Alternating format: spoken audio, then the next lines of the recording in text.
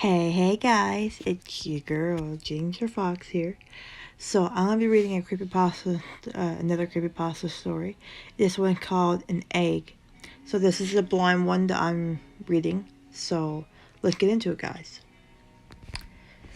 An egg. It was a car accident, nothing particularly remarkable, but fatal nonetheless. You left behind a wife and two children. It was a painless death.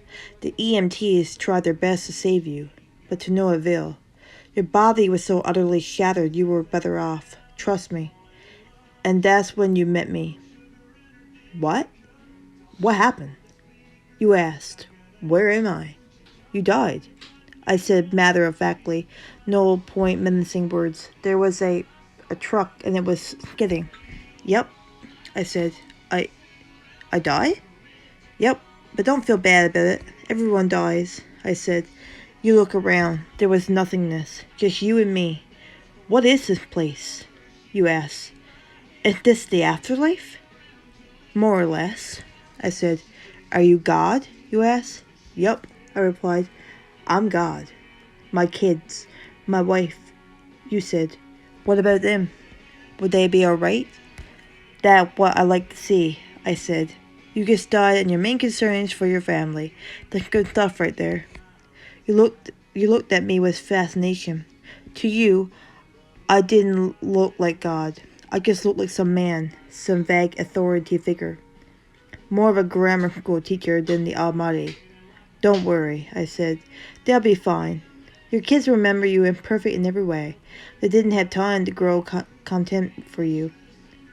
Your wife will cry on the outside, but will be secretly relieved. To be fair, your marriage was falling apart.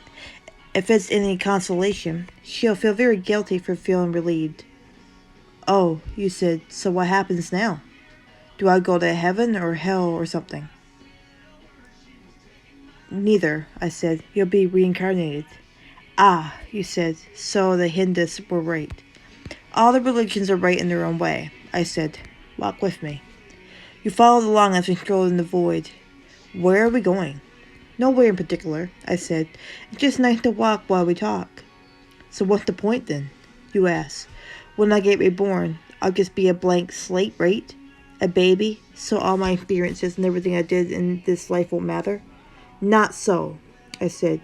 You have within you all the knowledge and experiences of all your past lives.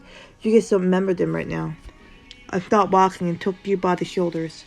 Your soul is more magnificent, beautiful, and gigantic than you could possibly imagine. A human mind can only contain a tiny fraction of what you are. It's like sticking your finger in a glass of water and to see if it's hot or cold. You put a tiny part of yourself into the vessel, and when you bring it back out, you gained all the experiences it had.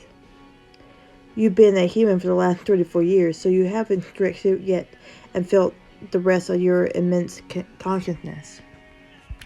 As we hung out here for longer, you start remembering everything. But there's no point doing that between each life. How many times have I been reincarnated in? Oh, lots. Lots and lots. Into lots of different lives, I said. This time around, you'll be a Chinese peasant girl in 540 AD. Wait, what? You stammered. You're sending me back in time? Well, I guess technically, time as you know it only exists in your universe. Things are different where I come from. Where do you come from? You pondered. Oh, sure, I explained. I come from somewhere. Somewhere else. And there are others like me. I know you'll want to know what it's like there, but you honestly won't understand.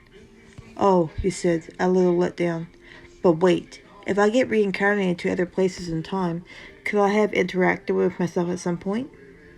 Sure, happens all the time. And with both lives only aware of their own time span, you don't even know it's happening. So what's the point of it all? Seriously? I asked. Seriously. You're asking me for the meaning of life? Isn't that a little stereotypical? Well, it's a reasonable question, you persisted. I looked in your eye. The meaning of life, the reason I made this whole universe, is for you to mature. You mean mankind? You want us to mature? No, just you. I made this whole universe for you. With each new life, you grow and mature, and become a larger and greater intellect. Just me? What about everyone else? There is no one else, I said. In this universe, there's just you and me. You stare blankly at me, but all the people on Earth. All you. Different incarnations of you. Wait, I'm everyone? Now you're getting it, I said with a congratulatory slap in the back. I'm every human who ever lived? Or who will ever live? Yes. I'm Abraham Lincoln? And you're John Wilkes Booth? John Wilkes Booth, too? I added. I'm Hitler? You said appealed. And you're the millions he killed. I'm Jesus? And you're everyone who followed him. You fell silent. Every time you victimize someone, I said, you were victimizing yourself.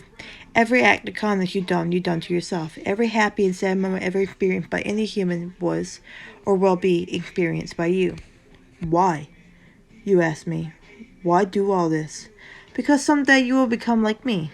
Because that's what you are. You're one of my kind. You're my child. Whoa, you said incredulous. You mean I'm a god? No, not yet. You're a fetus. You're still growing. Once you lived every human life through all time, you will have grown enough to be born. So the whole universe, you said, is just an egg of sorts? I answered. Now it's time for you to move on to your next life. And with that, I send you on your way. Wow, that was... I don't know if I would consider it scary, but it's not really scary, it's just more like normal questions that a lot of people would ask in that situation. Nonetheless, though, I guess some people would be pretty scared, though, to be fair. Now, I'm going to stop the video there, guys. I hope you guys enjoyed this video. As always, stay safe and take care. Love you all. Bye-bye.